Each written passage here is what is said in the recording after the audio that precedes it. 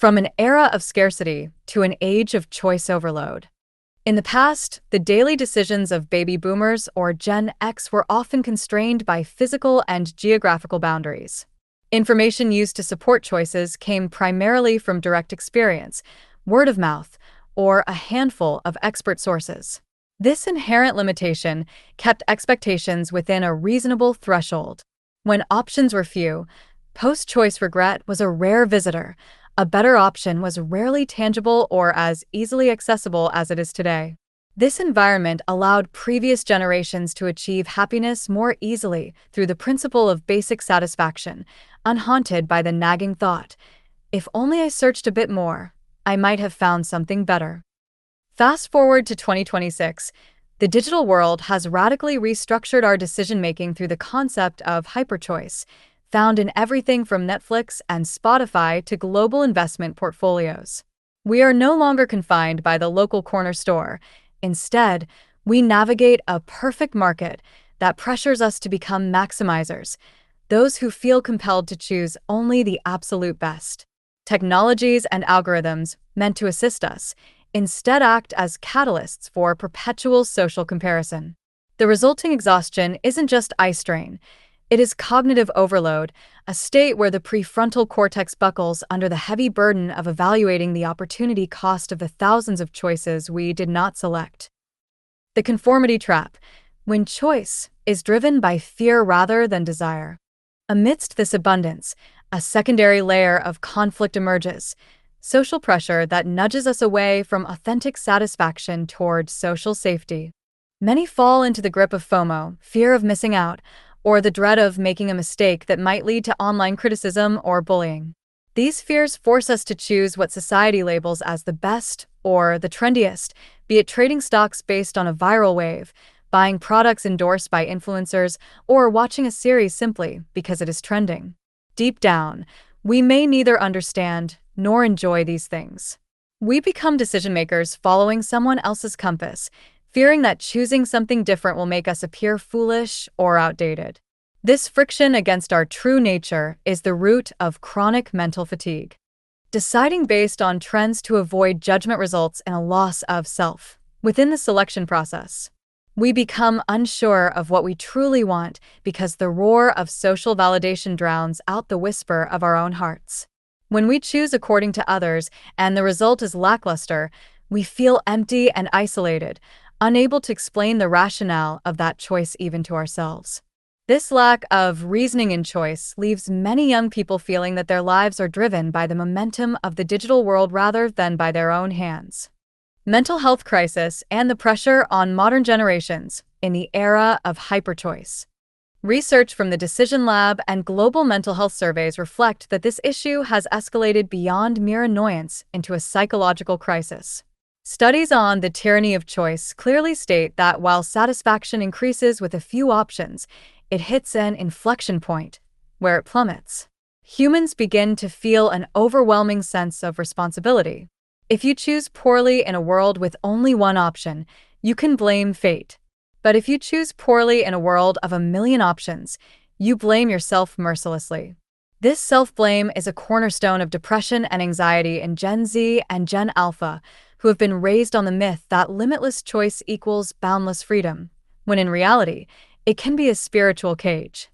Finding the right environment. Environment evaluation when choice means changing direction.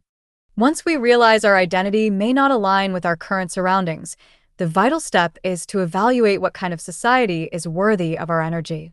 Finding the right environment begins with analyzing psychological safety.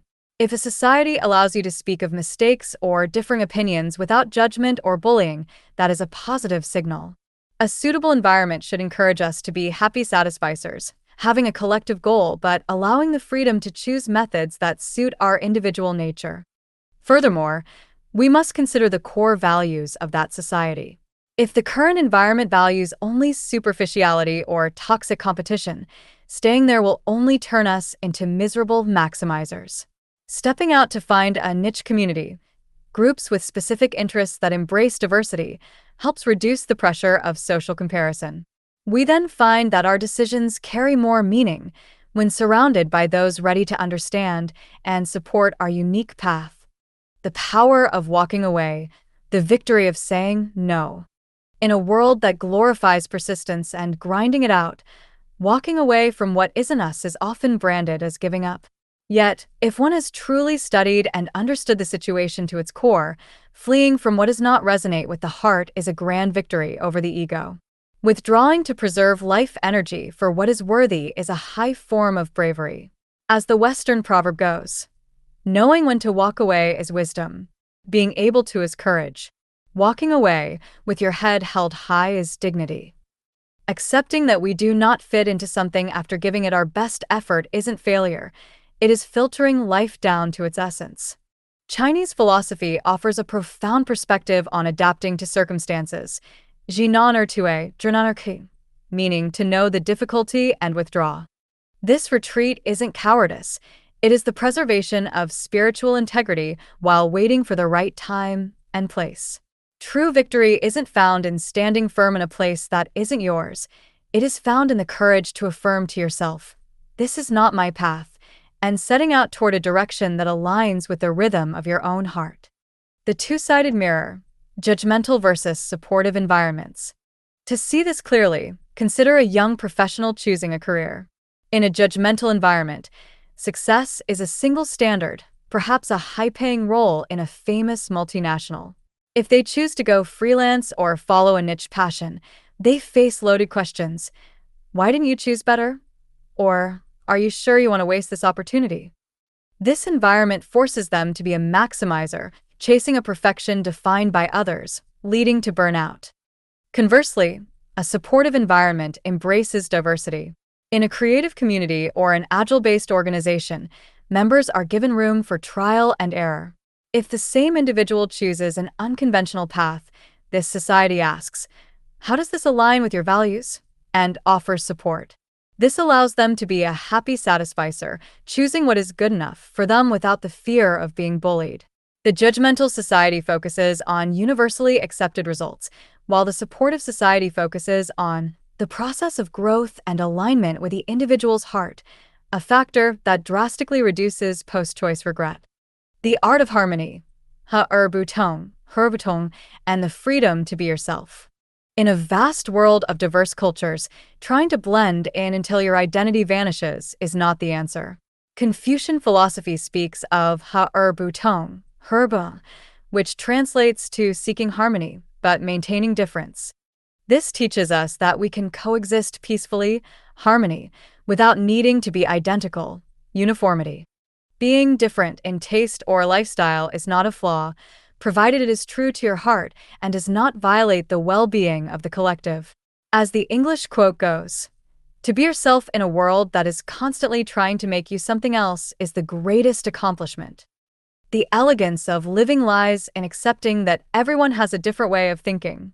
If the right choice, offered by society, becomes a cage that destroys your identity, you have the right to reject it and preserve your differences for the sake of your own spirit. If your core cannot harmonize with that society, choosing to move to a new society that embraces you is not a loss. Humans were not made to suffer in places they don't belong. We were made to find the equilibrium between living together and being gracefully different. Environmental adjustment. Right thinking requires the right place. One must realize that environment dictates behavior. If we want to change or make better choices but remain locked in the same setting, success is unlikely. It is like the saying, "An alcoholic shouldn't sit in a bar and ask how to quit drinking." The atmosphere, the scent, and the peer pressure will inevitably pull us back into old patterns. Wise decision-making starts with removing ourselves from the energy field that conflicts with our goals. If we want to be happier but are surrounded by a society obsessed with comparison or maximization, our spirit will eventually be eroded. Changing where you stand isn't just running away, it is choosing the right tool for your intentions. The path back to self, finding what you need amidst the noise. To reclaim your true needs in an age of overstimulation, you must create mental space through digital detox and non-judgmental self-observation. Every time you feel the urge to follow a trend, ask, "If no one ever knew about this decision, would I still choose it?" This simple question filters internal needs from external pressures. Furthermore, journaling to review past decisions that brought genuine joy will help create a value map, showing what truly matters versus what is merely a fleeting social obsession. Using the vast choices of this era properly is not about chasing every piece of technology. It is about building a personal choice architecture. We must learn to be satisficers in activities that don't impact our long-term values and set a ceiling for expectations at good enough for ourselves. Accepting imperfection and not fearing missing the boat on things that aren't you is the new bravery of the 21st century, the key to reclaiming your time and the lasting peace of your mind.